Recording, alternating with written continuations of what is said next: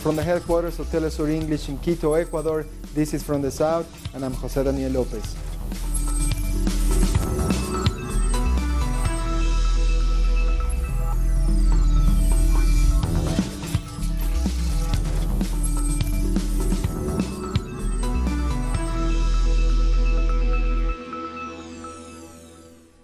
U.S. President Donald Trump has delivered his second State of the Union address. The economy, border security, and foreign policy were the top of his agenda. He said that he will build the wall on the Mexican border in the name of national security, and said the U.S. will never be a socialist country. U.S. Senator Bernie Sanders responded to President Donald Trump's remarks. Sanders refuted to a number of the supposed achievements Trump highlighted in regards to economy and migration. The economy is not booming when half of Americans 55 years of age and older have no idea how they will live out the last years of their lives with dignity because they have no retirement savings.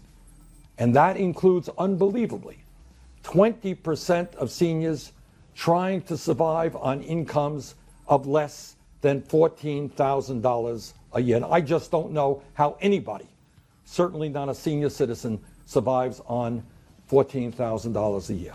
Tonight, and over and over and over and over again, that building a wall on the Mexican border is a national emergency. In fact, he shut down the government and caused enormous pain and uncertainty for some 800,000 federal employees who were forced to go to work but were not paid, all because of his insistence on that wall. After Trump's speech, we spoke with journalist Abby Martin, host of the Empire Files, to get her reaction. Well, it's just very disturbing and surreal. The media treats this like an award show. Who's there? What are they wearing? I mean, giving these standing ovations to Donald Trump, Melania Trump. People are applauding every sentence he gives, chanting USA like frenzied freaks. I mean, it's kind of an embarrassment that this is the state of our country, kind of an absurd, grotesque dog and pony show where you have the CEO of the empire just bragging and blatantly lying. I mean, let's face it, this is designed not to display the unity of the country or the unity of Congress. This is to display the unity of the capitalist class that are united behind the U.S. empire and essentially its bipartisan foreign policy agenda. He's talking about one nation. They don't mean one nation for us. They mean one nation for them. The 0.1%, not an America where 40% of the country's living paycheck to paycheck and don't have enough savings for an emergency. I mean, who cares about this? Trump gives speeches every day that are insane. These people should have walked out. People should have been yelling at him and heckling him because of what he has done to this country. He brags about people getting kicked off food stamps as if that's good. He discusses unemployment being low, not to mention that these jobs are horrible, a lot of them under minimum wage. He brags about kicking people off health care as Americans are rationing insulin. I mean, we're the only industrialized country without health care for all. And of course, we can't forget that he mentioned how drastically he's cut regulations and minimized the size of government in the first 2 years more than any other administration. That is abysmal. How is that good? Abby Martin also spoke about the United States' role in the political situation unfolding in Venezuela. Right.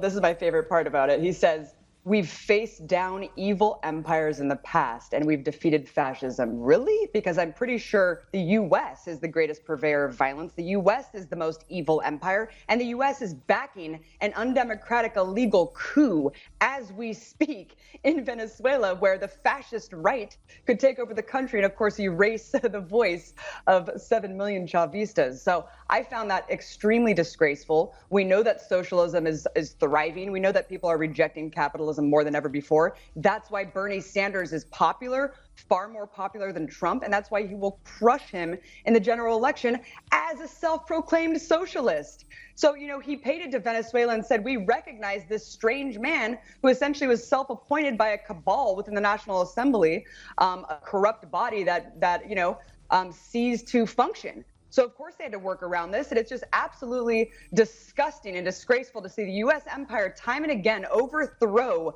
democratically elected leaderships, usurp the democratic processes of several countries in Latin America that then cause the migrant crisis, cause the immigration crisis, and there's just no reflection or understanding with the general American public about how these things fit together. And when you have a president that's a proto-fascist punching down at immigrants, punching down at brown people to blame them on the crisis that him and his friends have created.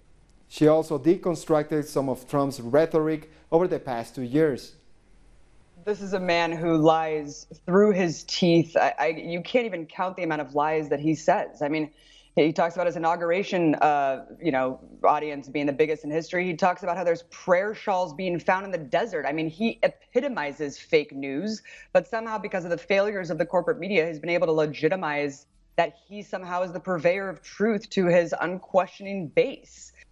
Finally, Martin highlighted the hypocrisy of the U.S. Democratic Party and their complicity in the building of a border wall between Mexico and the United States.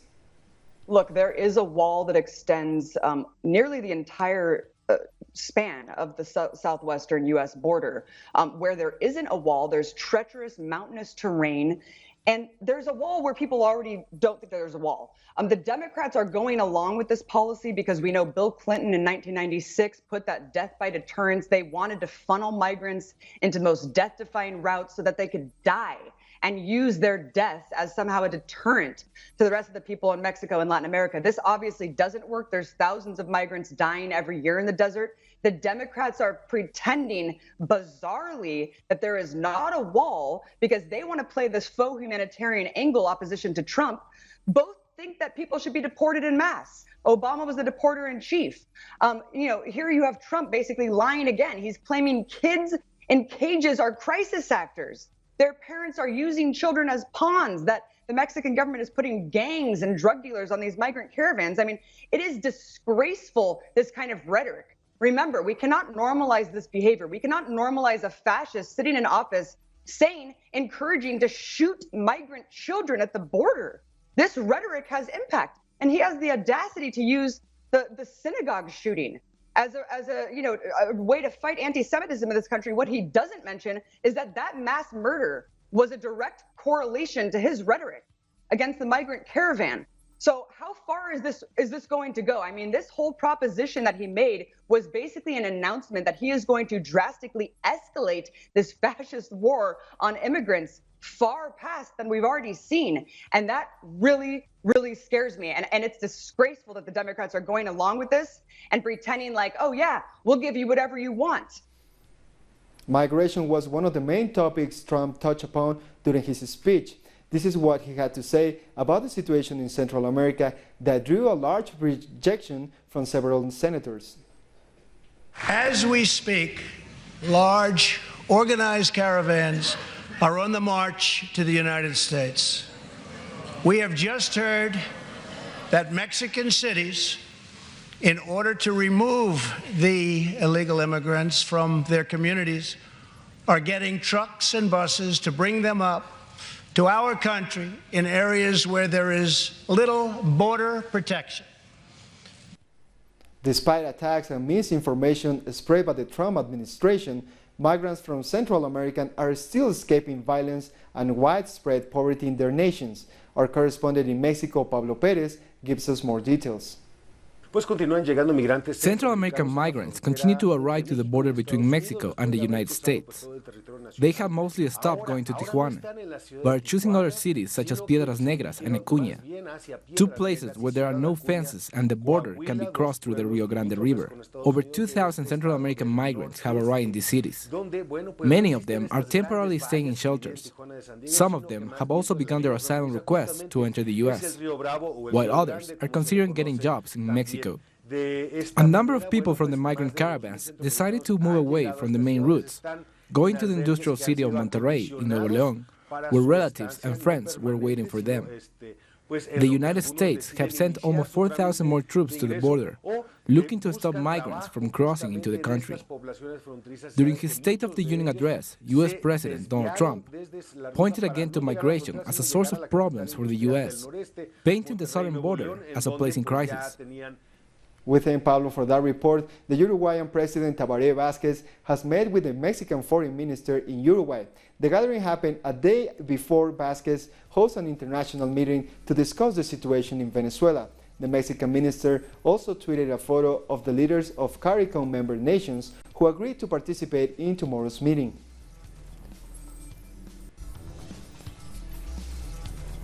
The UN Secretary-General expressed his support to the upcoming meeting in Uruguay. Antonio Guterres has insisted that dialogue is the only way to find a solution to the political situation in Venezuela. The session hosted by the European Union and the Uruguayan government will be held on Thursday in Montevideo. 13 EU and Latin American countries will participate. On Tuesday, Venezuelan President Nicolás Maduro launched the country's transport mission at Caracas metro system. The program has the goal of better connecting the country on a national level. He also announced the creation of an experimental university of transport to boost land, sea, and air transport. He also said a new public transport system will be created using Venezuelan research and innovation. We'll be back in a minute. Stay with us.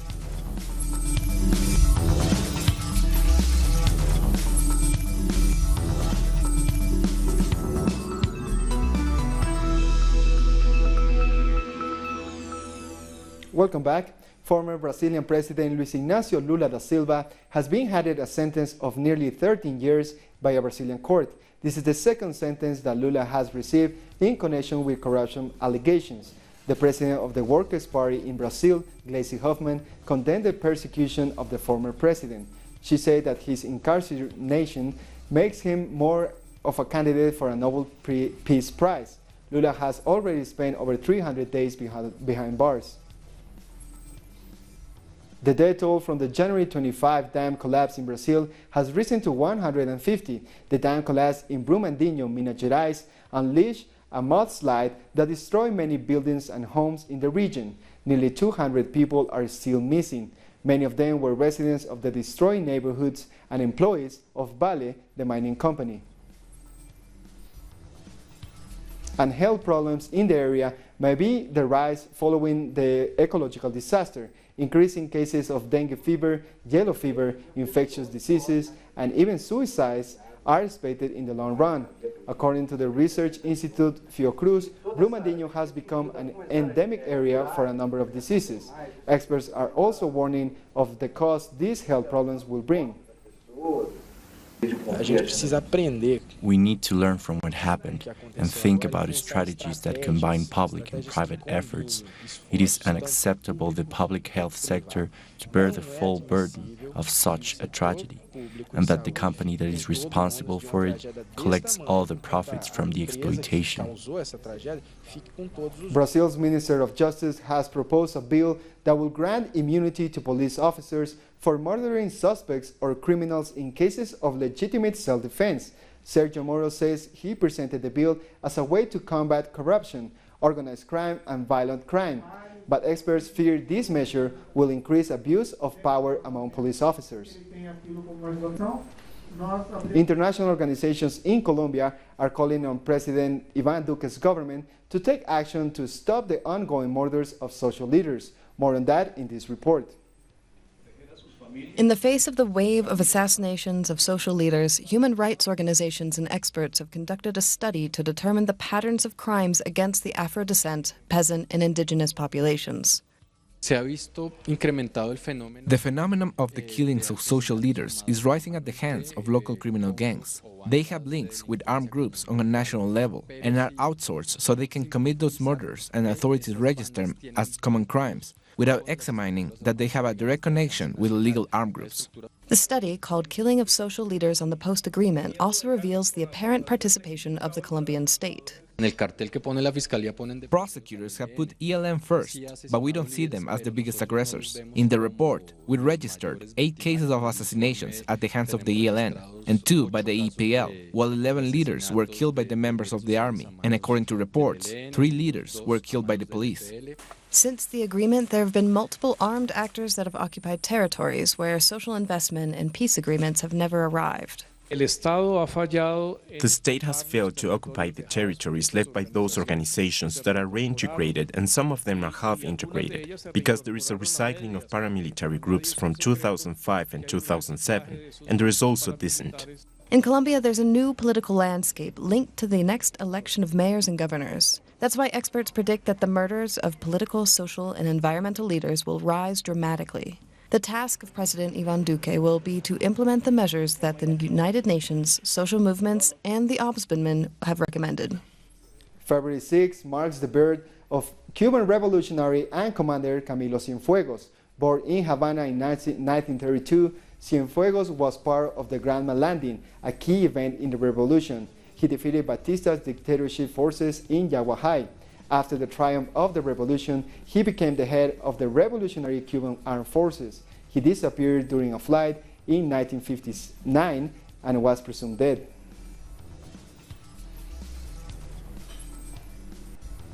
Zimbabwe's opposition leader has snapped the president's call for dialogue.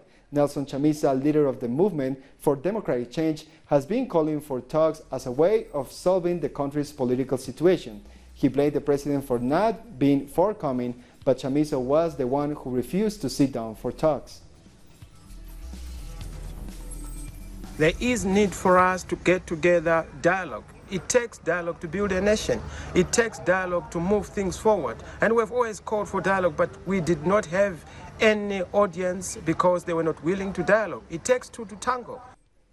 3 of South Africa's leading banks have announced that they will no longer provide financing for new coal-fired power stations. The banks have been under pressure from civil society and environmental activists to stop funding coal-powered stations, which are notorious for high carbon dioxide emissions. Over 85% of South Africa's electricity is currently generated using coal. Senegal's Interior Minister has confirmed the date of presidential elections in the country. The minister said the elections will be held on February 24th, despite opposition from the former president. The president says he's confident of winning re-election in the first round. I've heard what President Wade said. We respect everything he did for this country, but I think he's just sharing his position as a politician. The poll will take place, God willing. Time for a second break. More news in a minute.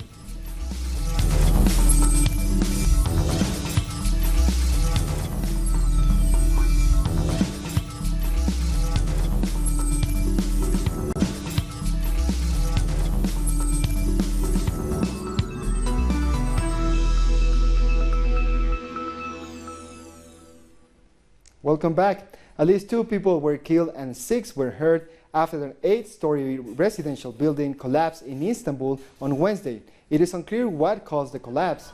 People were registered in 14 apartments at the address, but authorities say the top 3 floors of the building were built illegally. There were also textile workshop on the ground floor that was operating illegally. In Lebanon, dozens of motorbikers took to highways on Tuesday to ride in protest against Israel's continued violation of their country's sovereignty. They rode under the slogan "Towards Jerusalem" on millions of cross bikes. Bikers, including supporters of Hezbollah, set off in a convoy in the south of the country. They rode along the border with Israel, showing their willingness to defend their homeland against any Israeli aggression. The president of the European Council, Donald Tusk, has slammed those who call for a Brexit deal without any idea of how to execute it. I've been wondering what that special place in hell looks like for those who promoted Brexit without even a sketch of a plan how to carry it safely. Tusk's statement comes a day before UK Prime Minister Theresa May is due in Brussels to renegotiate the withdrawal deal. However, Tusk says the European Union will not make a new offer on Brexit. That means the UK could leave the European Union on March 29 with no deal, unless May can convince the EU.